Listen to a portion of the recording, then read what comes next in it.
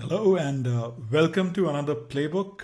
This one is on a very, very important topic, practical user research. And it is important for anyone who's in the world of building products. So, whether you're a product manager, you're a designer, you're an engineer, you need to know how to do practical user research. If you're just starting out, you're building your first product, you're a founder, practical user research is important to you.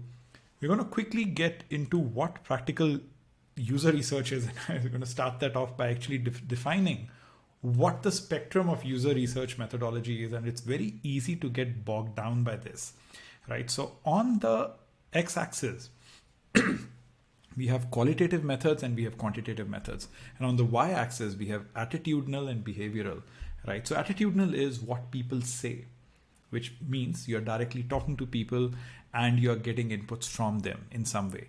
Behavioral is what you notice people doing, so what people do. And then on the qualitative side, you get the why and how of what the issues are. And on the quantitative sides, you get how many and how much. And this is essentially the broad spectrum of user research. And now within this, oh my God, there are so many different user research methods, right? So let's look at quantitative and behavioral. So A/B testing, right? Let's look at interviews, highly qualitative and attitudinal, because people will tell you what they're saying, right? So you won't necessarily know what their behavior is, but you'll have to speak to them. And a whole bunch of other things, ethnographic field studies and usability benchmarking and eye tracking. It can all get a bit overwhelming.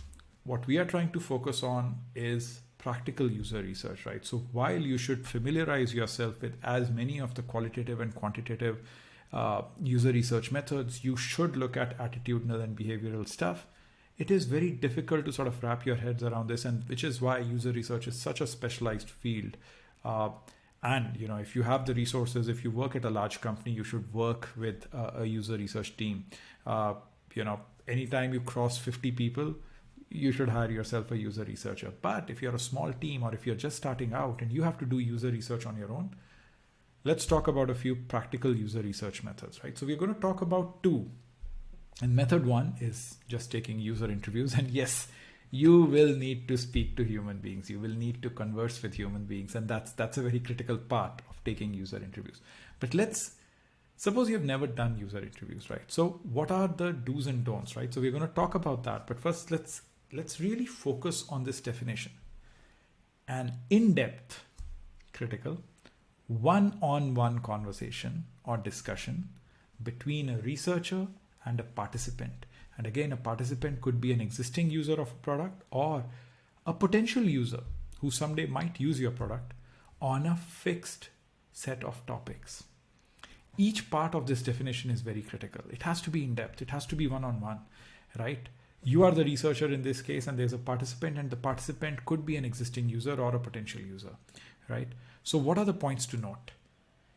It works with both potential users and existing users. You have to collect facts, not opinions. Now, this is a mistake a lot of people make. So you go from broad generalities to specifics. You're not asking people if they like something or they dislike something or what their opinion is. You want facts. How often do people use something? What do they feel when they are using something? Are they irritated, right? Is it difficult to get from point A to point B, right? So facts, not opinions. Very, very difficult to do. And when you're talking to people, people give you opinions. That's the nature of conversation. So going from broad generalities to specifics is an acquired art. It will take you a lot of time before you've taken your first couple of hundred interviews, is when you will slowly start figuring out how you can get from generalities to specifics. But still, it is important to take interviews. Remember that it is an attitudinal form of user research, which is people are telling you things. They are speaking to you.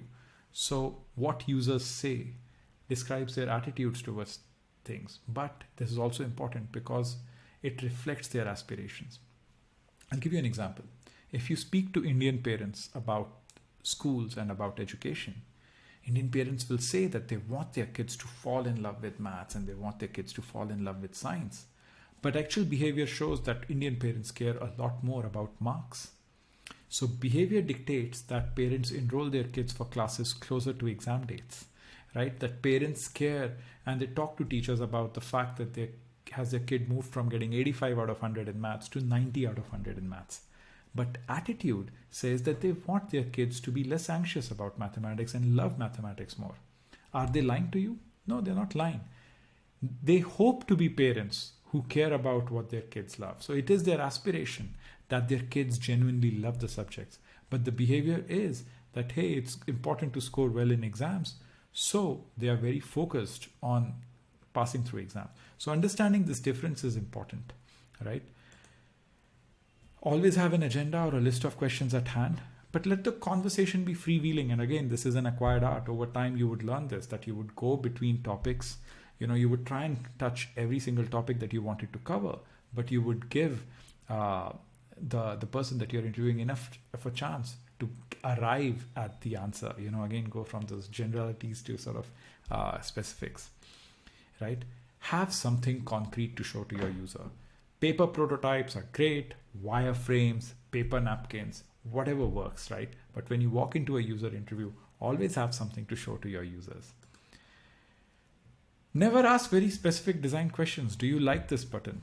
It's an opinion. Do you like this color on our interface? It's an opinion. This is not what is going to get you great answers. Designers sometimes fall into this trap of discussing their design elements with users, and user interviews are quite terrible for getting any inputs on your design. So don't do that.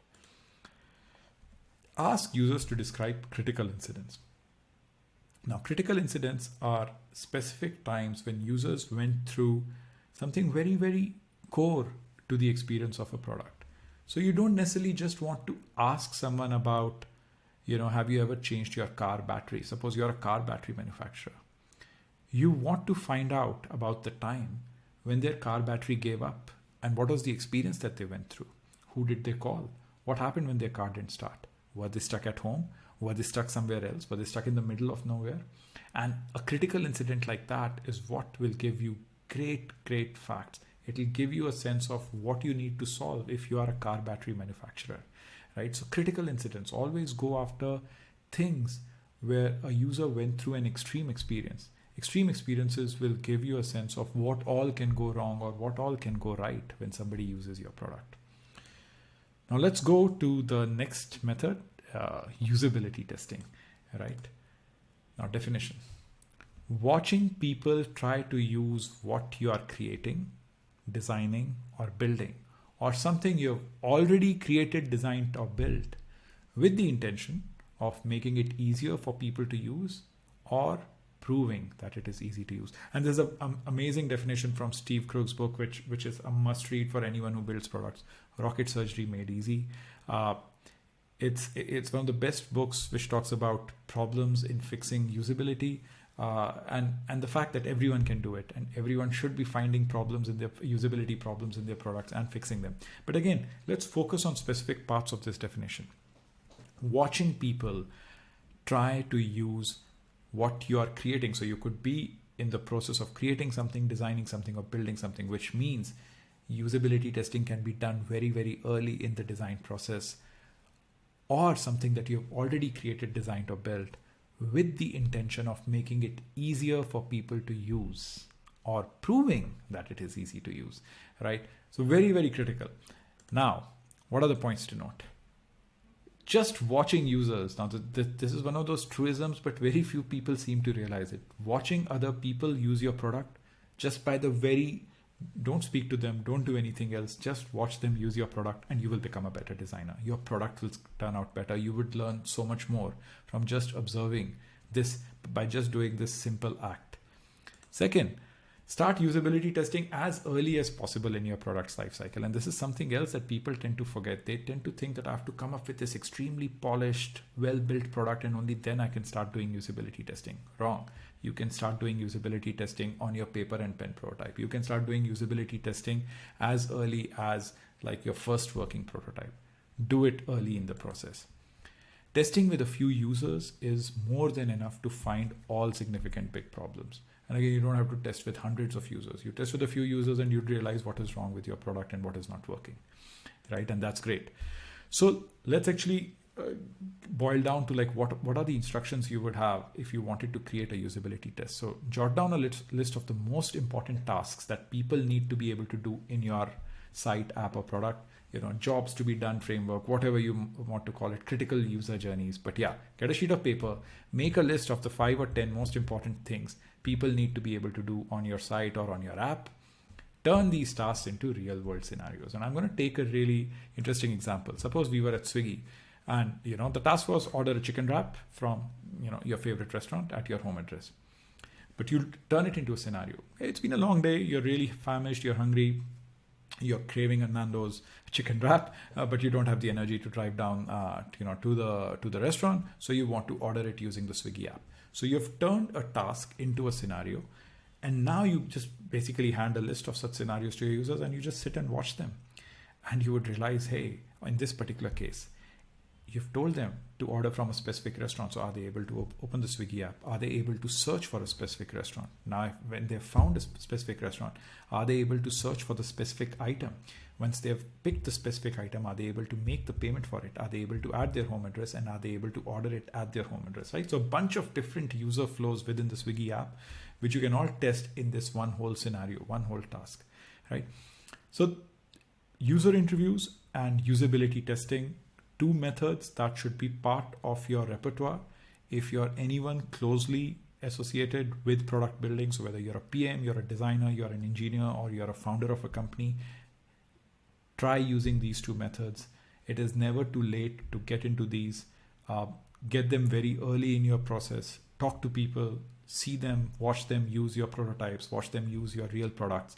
Learn from this experience. You will get better with user interviews over time. It takes time. It's a skill.